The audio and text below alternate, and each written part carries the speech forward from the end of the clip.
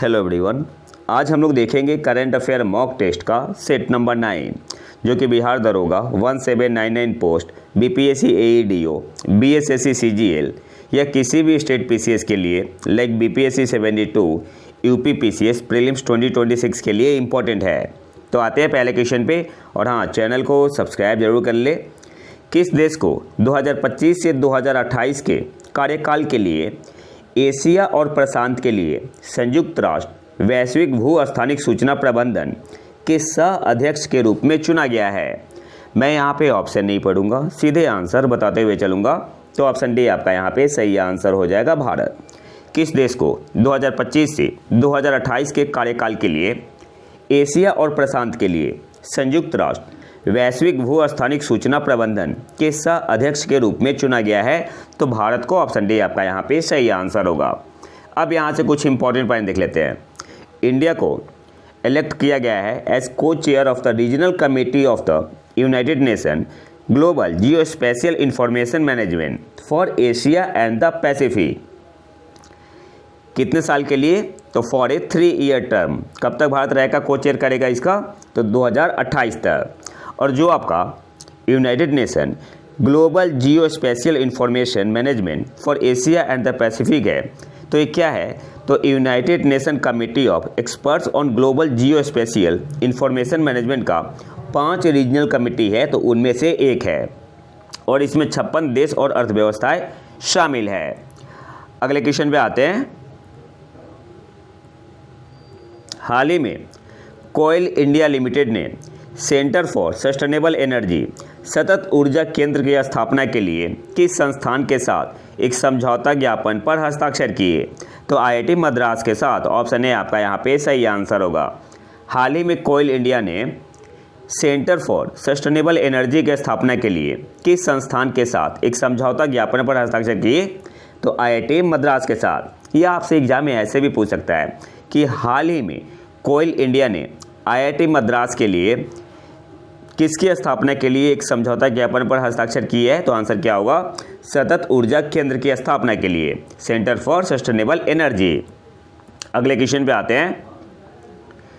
अभ्यास समुद्र शक्ति 2025 भारत और किस देश के बीच आयोजित किया जा रहा है? तो किसके बीच होता है? समुद्र शक्ति 2025 एक्सरसाइज किसके बीच हो रहा है? तो ये आपका होता है भारत और इंडोनेशिया के बीच। तो ऑप्शन बी आपका यहाँ पे सही आंसर होगा। इस बार 2025 में कौन सा एडिशन हो रहा है? तो ये आपका 5वां एडिशन है, ये भी याद रखना है। कौन सा एडिशन है? ये आपका 5वां एडिशन है। कहाँ पे हो रहा है? विशाखापत्तनम। यहाँ से भी एग्जाम में क्वेश्चन आता है। कहाँ पे हो रहा है? विशाखापत्तनम। भारत की तरफ से पार्टिसिपेट कौन कर रहा है? तो आईएनएस कावारत्ती। और ये है क्या? एंटी सबमरीन वारफेयर कॉर्वेट है of eastern fleet under the eastern Naval command. और इंडोनेशिया की तरफ से है KRI जोनली, नेवी शिप है इंडोनेशिया का। तो ये भी आपको याद रखना है। अगले क्वेश्चन पे आते हैं। हाल ही में RBI के अनुसार किस भारतीय राज्य में UPI लेन देन की प्रति व्यक्ति उपयोग तीव्रता सबसे अधिक है? तो तेलंगाना। ऑप्शन है आपका यहाँ पे सही आंसर होगा। हाल ही में RBI के अनुसार किस भारतीय राज्य में UPI लेन देन की प्रति व्यक्ति उपयोग तीव्रता सबसे अधिक है? तो आपका तेलंगाना ऑप्शन है आपका यहाँ पे सही आंसर होगा। अगले क्वेश्चन पे आते हैं। राष्ट्रीय सांख्यिकी दिवस हर वर्ष किस दिन मनाया जाता है? तो 29 जून को मनाते हैं। ऑप्शन सी आपका यहाँ पे सही आंसर होगा। राष्ट्रीय सांख्यिकी दिवस हर वर्ष किस दिन मनाया जाता है? तो 29 जून को। और जो इस बार मनाया जा रहा है 29 जून 2025 को, कहाँ पे? Eight doctor Ambedkar international centre new Delhi. हालांकि ये इंपॉर्टेंट नहीं है। तो ये आपका कौन से नंबर का है? तो 19वां है, ये भी याद रखना है। और थीम क्या है? जो सबसे इम्पोर्टेंट थीम है वो थीम क्या है 2025 के लिए? 75 years of national sample survey. ये बहुत ही इंपॉर्टेंट है, आपसे एग्जाम में क्वेश्चन पूछ सकता है। थीम क्या है इस बार की 2025 की जो राष्ट्रीय सांख्यिकी दिवस है, कब मनाते हैं? 29 जून को। 2025 की थीम क्या है? 75 years of national sample survey. इसके अलावा 2025 में 19वां आपका है राष्ट्रीय सांख्यिकी दिवस। कब से मनाते हैं? 2007 से। कब से मनाते हैं? 2007 से मनाते हैं। इसके अलावा और 29 जून को क्या मनाते हैं? तो इंटरनेशनल डे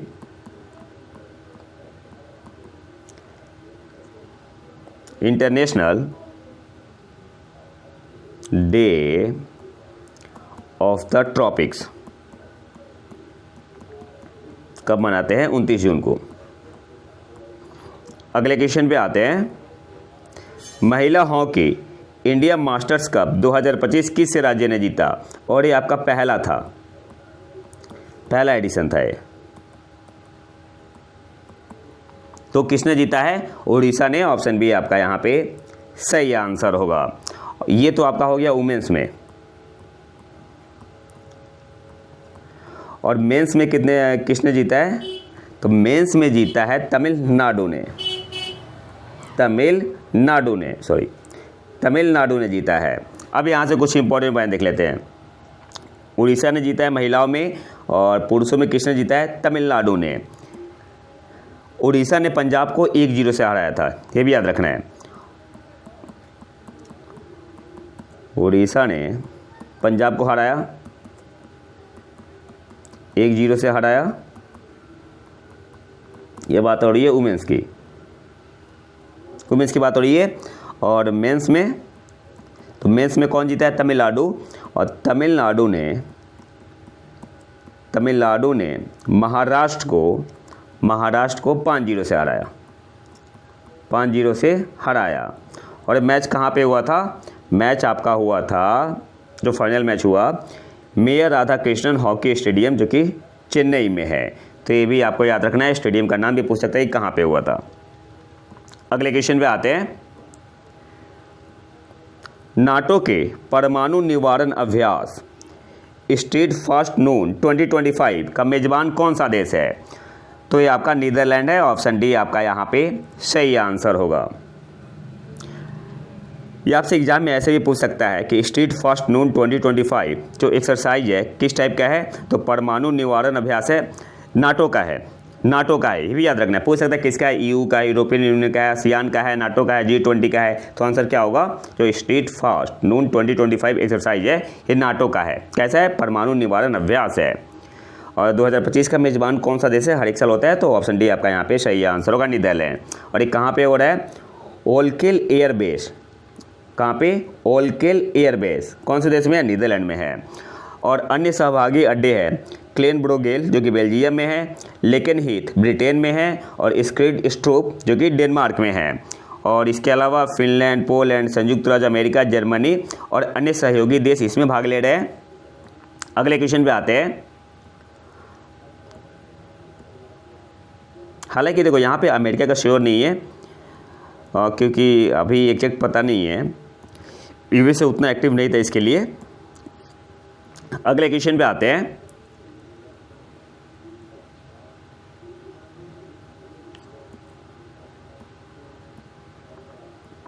किस संगठन ने महिला सुरक्षा पर राष्ट्रीय वार्षिक रिपोर्ट और सूचकांक 2025 जारी किया है? तो नेशनल कमीशन फॉर वुमेन, राष्ट्रीय महिला आयोग ने। ऑप्शन ए आपका यहाँ पे सही आंसर होगा। किस संगठन ने महिला सुरक्षा पर राष्ट्रीय वार्षिक रिपोर्ट और सूचकांक 2025 जारी किया है? तो नेशनल कमीशन फॉर वुमेन, राष्ट्रीय महिला आयोग ने। इसमें सबसे सुरक्षित शहर जो बताया गया है कोहिमा, विशाखापट्टनम, भुवनेश्वर, आइजोल, गंगटोक, ईटानगर, मुंबई। और जो सबसे कम सुरक्षित शहर है वो आपका है पटना, जयपुर, फरीदाबाद, दिल्ली, कोलकाता, श्रीनगर और रांची। 10 में से 6 महिलाएं अपने शहर में सेफ महसूस करती है, लेकिन 40% महिलाएं अभी भी खुद को उतना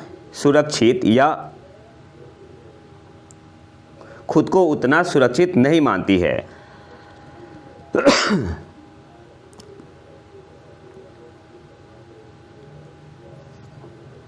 अगले क्वेश्चन पे आते हैं। सेमिकॉन इंडिया 2025 में लॉन्च किए गए भारत के पहले पूर्ण स्वदेशी 32 बिट माइक्रो प्रोसेसर का नाम क्या है? तो विक्रम 3201। ऑप्शन सी आपका यहाँ पे सही आंसर होगा। सेमिकॉन इंडिया 2025 में लॉन्च किए गए भारत के पहले पूर्ण स्वदेशी 32 बिट माइक्रो प्रोसेसर का नाम क्या है? तो विक्रम 3201। ऑप्शन सी आपका यहाँ पे सही आंसर होगा। अब यहाँ से कुछ इंपॉर्टेंट पॉइंट देख लेते हैं। भारत ने बिल्ड किया है पहला स्पेस ग्रेड कंप्यूटर चिप, और किसके लिए? रॉकेट के लिए है। नाम क्या है? विक्रम 3201 और ये देश का पहला स्वदेशी 32 बिट माइक्रो प्रोसेसर है और इसे डिजाइन किया गया है to survive the extreme condition of space launch. ये इंपॉर्टेंट है, इसको बनाया गया है या डिजाइन किया गया है to survive the extreme condition of space launch. और इसको डिजाइन किसने किया है? तो इसरो का Vikram Sarabhai space centre and इसको बनाया गया है made at the government semiconductor laboratory Chandigarh में। ये भी याद रखना है। It has already been tested on PSLV C60.4 platform. ये भी याद रखना है। जो आपका विक्रम 3201 है, इसको कौन से मिशन पे टेस्ट किया गया था? तो PSLV C60 का मिशन था, जो 0.4 प्लेटफॉर्म था उस पर। विक्रम 3201 को स्मार्टफोन या लैपटॉप के प्रोसेसरों से अलग रॉकेट और उपग्रहों के लिए विशेष रूप से डिजाइन किया गया है। तो जो आपका 32 बिट माइक्रो प्रोसेसर है, जिसका नाम है विक्रम 3201, भारत का पहला स्वदेशी है। इसे रॉकेट और उपग्रहों के लिए विशेष रूप से डिजाइन किया गया है। यह विक्रम 1601 का उन्नत संस्करण है, जो 2009 से इसरो के प्रक्षेपण वाहनों में इस्तेमाल होने वाला 16 बिट प्रोसेसर है। तो ये तो आपका हो गया 16 बिट का, और ये कितने का है? 32 बिट का। अगले क्वेश्चन पे आते हैं। किस देश ने ग्रीन हाउस गैसों और जल चक्र के लिए वैश्विक अवलोकन उपग्रह लॉन्च किया है? तो इसे जापान ने लॉन्च किया है। ऑप्शन बी आपका यहाँ पे सही आंसर होगा। किस देश ने ग्रीन हाउस गैसों और जल चक्र के लिए वैश्विक अवलोकन उपग्रह लॉन्च किया है? तो जापान ने। इस सैटेलाइट को डेवलप किसने किया है? तो जाक्सा ने, Japanese aerospace exploration agency JAXA ने, और इसे लॉन्च किया गया H2A रॉकेट से। और कहाँ से? तानेकाशिमा स्पेस सेंटर। तो ये भी पूछ सकता है कि तानेकाशिमा स्पेस सेंटर कौन से देश में है? तो ये आपका कहाँ पे है? जापान में है। ऐसे भी एग्जाम में क्वेश्चन आ सकता है। अगले क्वेश्चन पे आते हैं। वायु गुणवत्ता जीवन सूचकांक 2025 रिपोर्ट के अनुसार किस राज्य या केंद्र शासित प्रदेश में वायु प्रदूषण एयर पॉल्यूशन के कारण जीवन प्रत्याशा में 8.2 वर्ष की कमी दर्ज की गई है? तो नई दिल्ली ऑप्शन है आपका यहाँ पे सही आंसर होगा। अब यहाँ से कुछ इंपॉर्टेंट पॉइंट देख लेते हैं। जो आपका कंट्री का एवरेज औसत जीवन प्रत्याशा है, औसत पूरे देश का औसत जीवन प्रत्याशा, कंट्रीज एवरेज लाइफ एक्सपेक्टेंसी, ये आपका कितने से डिक्रीज हुआ है? ये भी इंपॉर्टेंट है। तो अगर अब पूरे देश की बात की जाए तो 3.5 ईयर, ये भी इम्पॉर्टेंट है, ये भी आपका इम्पॉर्टेंट है। और इस रिपोर्ट को किसने दिया है? तो energy policy institute at the university of Chicago, EPIC इसे शॉर्ट में बोलते हैं। तो ये भी इम्पॉर्टेंट है, यहाँ से भी एग्जाम में क्वेश्चन पूछ सकता है। इसके अलावा माल न्यूट्रिशन से जो जीवन प्रत्याशा कम हुई है, कितनी हुई है? 1.6 ईयर। और उससे एयर पोल्यूशन से अगर पूरे देश की बात करें तो 3.5 ईयर। टोबैको से आपका जो जीवन प्रत्याशा है ये कम हुआ है 1.5 ईयर। और अनसेफ वाटर एंड सैनिटेशन से कम हुआ है जस्ट 8.4 मंथ। दिल्ली में सबसे ज़्यादा असर पड़ा है इसका। दिल्ली में जो लाइफ एक्सपेक्टेंसी है वो अब कितना कम हुआ है? 8.2 ईयर। बिहार में कितना कम हुआ है? 5.6 ईयर। और हरियाणा में 5.3, उत्तर प्रदेश में 5 ईयर लॉस्ट हुआ है। और यही मैंने लिया है बिजनेस टुडे से, न्यूज़पेपर से। अगले क्वेश्चन पे आते हैं। और हाँ, चैनल को सब्सक्राइब जरूर कर ले। अगले क्वेश्चन पे आते हैं। किस भारतीय एजेंसी ने आपदा पूर्व चेतावनी प्लेटफॉर्म साचेत का विकास किया? तो किसने किया है? CDOT ने। टेलीमैटिक्स विकास केंद्र, centre for development of telematics, CDOT बोलते हैं इसे। तो ऑप्शन डी आपका यहाँ पे सही आंसर होगा। और साचेत क्या है? तो इंटीग्रेटेड अलर्ट सिस्टम है, ये भी याद रखना है। The integrated alert system known as Sachet is a pan India early warning platform for disseminating alerts on natural and man made disaster. तो जो डिजास्टर होता है ना, या तो नेचुरल हो या मैन मेड हो, तो क्या करेगा? वार्न करेगा साचेत। साचेत आपका एक इंटीग्रेटेड अलर्ट सिस्टम है। डेवलप किया है किसने? CDOT ने। किसके लिए? For the national disaster management authority, NDMA के लिए डेवलप किया है CDOT ने इसे। और ये बेस्ड है इंटरनेशनल कॉमन अलर्टिंग प्रोटोकॉल जो आपका सचेत है ये किस पे आधारित है? On the international common alerting protocol. अगले क्वेश्चन पे आते हैं, किस मंत्रालय ने यूनिसेफ इंडिया के साथ मिलकर राष्ट्रीय ग्रामीण स्वच्छता कार्यशाला का आयोजन किया है? तो मिनिस्ट्री ऑफ जल शक्ति। ऑप्शन बी आपका यहाँ पे सही आंसर होगा। और मिनिस्ट्री ऑफ जल शक्ति में specially the department of drinking water and sanitation. तो अगर मिनिस्ट्री नहीं देगा तो ये आपका डिपार्टमेंट पूछ देगा। कौन सा डिपार्टमेंट है? Department of drinking water and sanitation. Organised by the national rural sanitation workshop. किसके साथ मिलके? यूनिसेफ इंडिया के साथ मिलके। कहाँ पे हुआ? नई दिल्ली में हुआ। और ये आपका फोकस किस पे करता है? तो रिव्यू करता है प्रोग्रेस किसका? स्वच्छ भारत मिशन ग्रामीण and planning for its next phase. अगले क्वेश्चन पे आते हैं, पर्यावरण अनुसंधान पत्र में प्रकाशित एक हालिया अध्ययन के अनुसार अटलांटिक महासागर की कौन सी महत्वपूर्ण धारा के ढहने का खतरा है, मतलब कोलैप्स होने का खतरा है? ये आपका जो आपका धारा है ना, ये आपका क्या हो जाएगा? कोलैप्स हो जाएगा आने वाले समय में। तो कौन सा है? अटलांटिक मेरिडियनल ओवरटर्निंग परिसंचरण, इंग्लिश में से बोलते हैं Atlantic meridional overturning circulation, AMOC। तो ऑप्शन है आपका यहाँ पे सही आंसर हो जाएगा। और जो आपका कैनरिक करंट है, ये आपका क्या है? कोल्ड ओशियन करंट है। ये आपका है कोल्ड ओशियन करंट है। और जो कुरोशियो धारा है ये आपका है वार्म ओशियन करंट। अगले क्वेश्चन पे आते हैं, हाल ही में किस राज्य के एरी सिल्क को GI टैग प्राप्त हुआ है? तो ये आपका मेघालय का है। ऑप्शन सी आपका यहाँ पे सही आंसर होगा। मेघालय के एरी सिल्क को हाल ही में GI टैग प्राप्त हुआ है। यह सम्मान एरी सिल्क की पारंपरिक और अनूठी विरासत का जश्न मनाता है, जिसे रैंडिया के नाम से भी जाना जाता है। अगले क्वेश्चन पे आते हैं, सिविल पंजीकरण प्रणाली रिपोर्ट के अनुसार 2023 में किस राज्य में जन्म के समय सबसे कम लिंगानुपात दर्ज किया गया? तो सबसे कम आपका दर्ज किया गया है झारखंड में। ऑप्शन बी आपका यहाँ पे सही आंसर होगा। कितना था? तो झारखंड में था 899 फीमेल्स पर 1000 मेल। तो सबसे कम आपका झारखंड में कितना था? 899 पर 1000 मेल। इसके बाद बिहार का आपका कितना है? 900 पर 1000 मेल। किसकी बात हो रही है? सिविल पंजीकरण प्रणाली रिपोर्ट के अनुसार, जो हाल ही में रिपोर्ट आया हुआ है।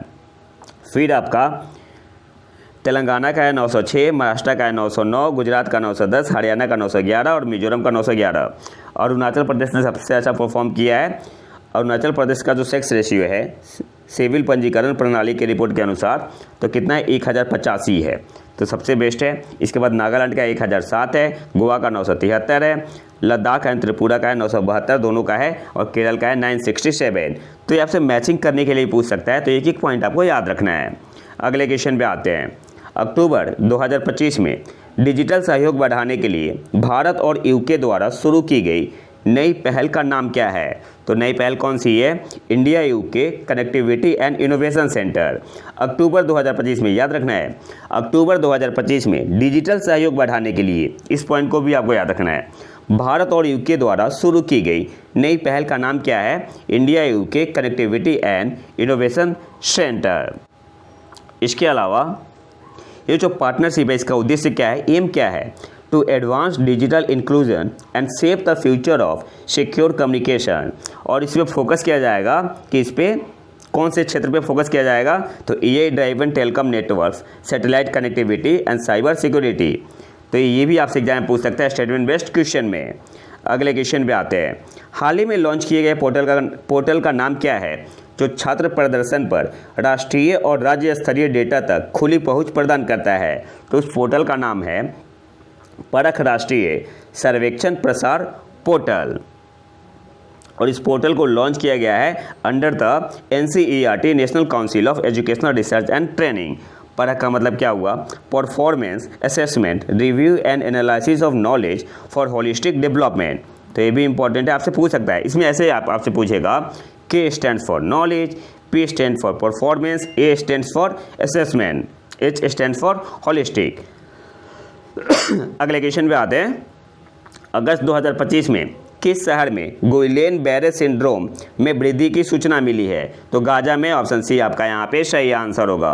और आखिरी क्वेश्चन पे आते हैं, पूर्वी अंटार्कटिका में भारत के नवीनतम प्रस्तावित अनुसंधान स्टेशन का नाम क्या है? तो मैत्री 2।